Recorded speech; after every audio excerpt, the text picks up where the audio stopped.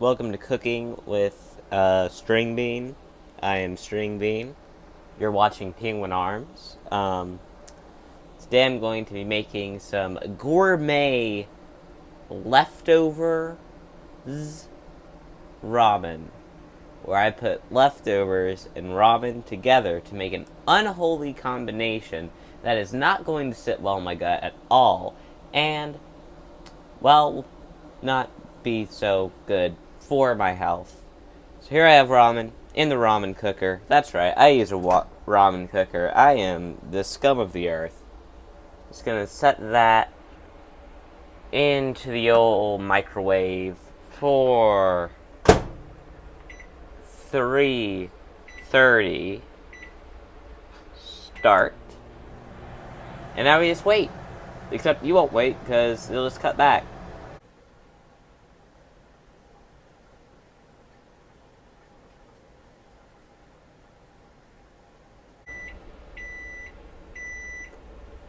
Well, it's done. The first step to our... Okay, this is going to be pretty hard to carry with a camera. Looks like you all are going to get an up-close and personal shot for this. Because I am very clumsy, and I would probably spill that without two hands. Now we just need to get our finest square bowl. Square bowl. Okay, if you're cooking along at home and you don't use a square bowl, you've done the recipe wrong already, and you need to go, you need to redo it, you need to use a square bowl, okay? Because I don't frick with no circles, okay? I want that on my tombstone when I die after I eat this.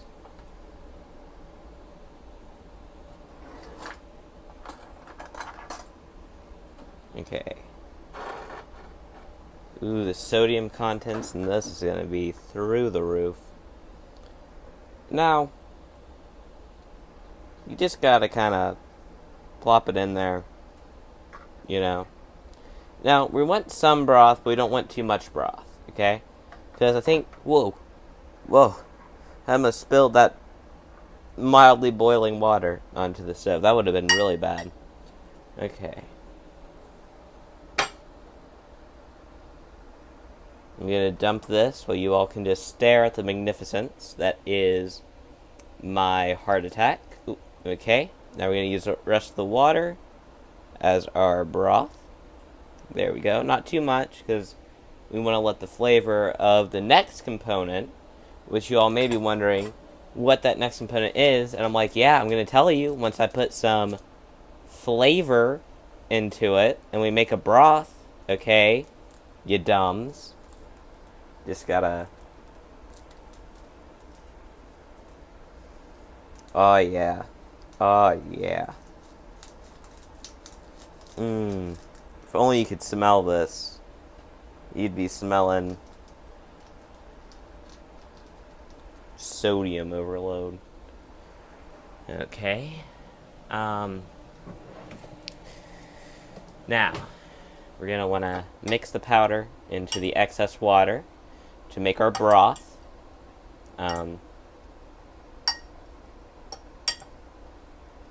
Oh yeah. Oh yeah. Get it nice and in there. Nice and in there, everybody. Nice. Nice. Nice. No! Okay. Some noodles will try to be all renegade, okay, and they'll try to escape. Those noodles get to die. Into the trash they go. You couldn't see it, but I just threw away those noodles that escaped because, well, they escaped and they don't deserve my consumption.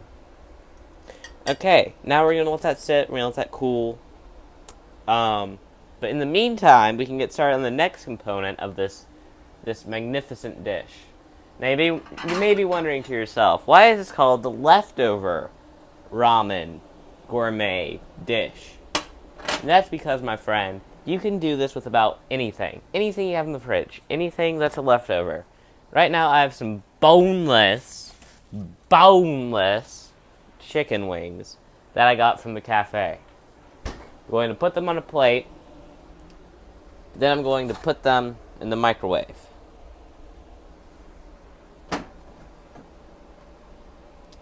And yes, I hate my life. I don't know what led me to this point. I just kind of was sitting on the couch and I was like, what if I mixed boneless chicken with ramen? And then I was like, well, James, he wants me to post a video. But then I also thought, I don't want this going onto my channel. This is definitely something for Penguin Arms. Oh, that's the perfect amount of chicken right there. Hold on.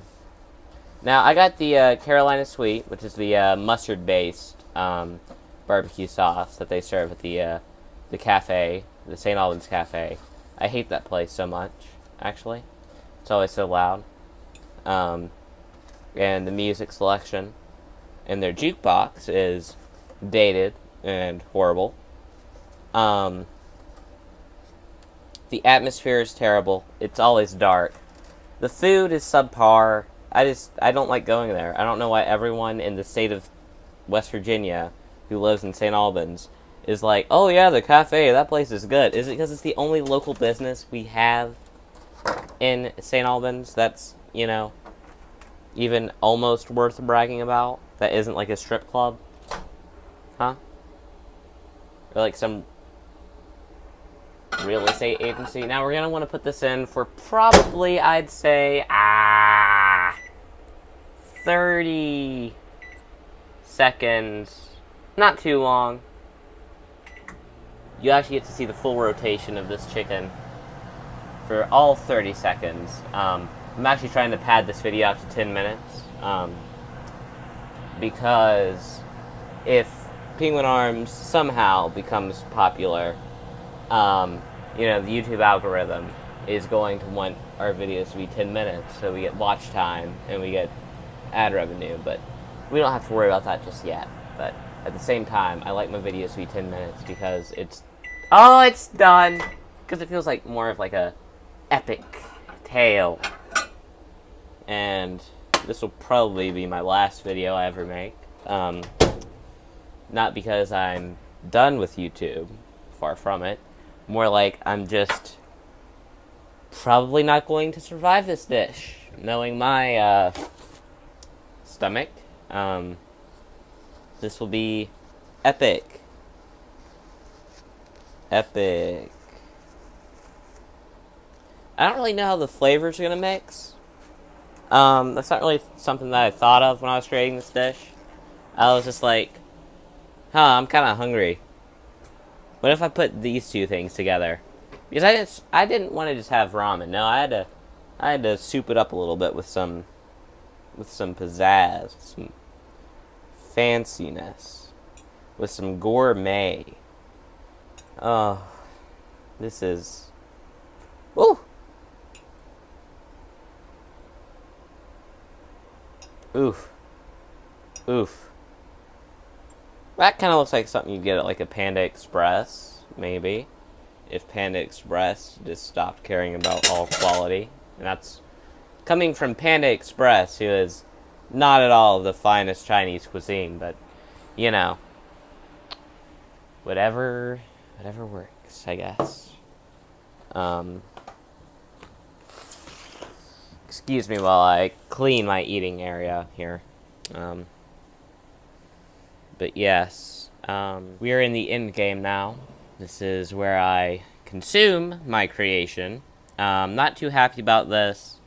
When I was making this video, I kind of forgot that this is going to be part of it. So we'll just have to see how this tastes. Let's get some noodles, and then I'll stab some chicken with my fork very violently. Now, when you're eating ramen noodles, all sense of class goes out the window, I think. I think it's the bottom tier food, but it does its job. It does its job. I'm going to shut up and eat this awful creation.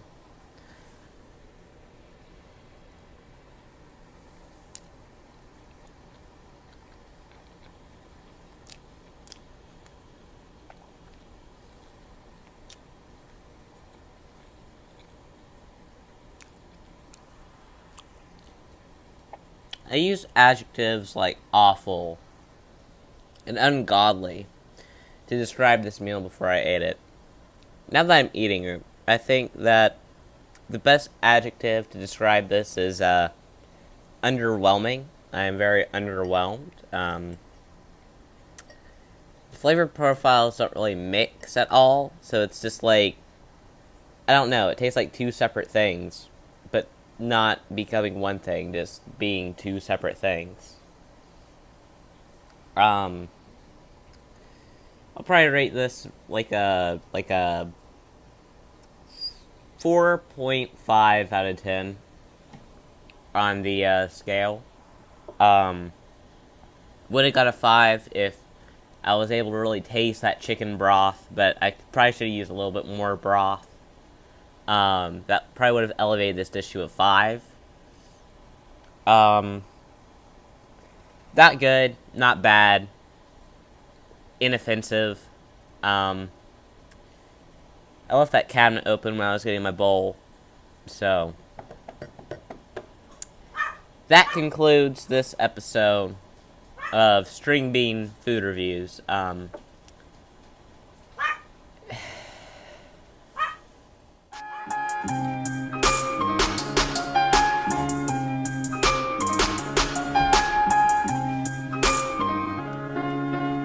Fucking bacons, your thoughts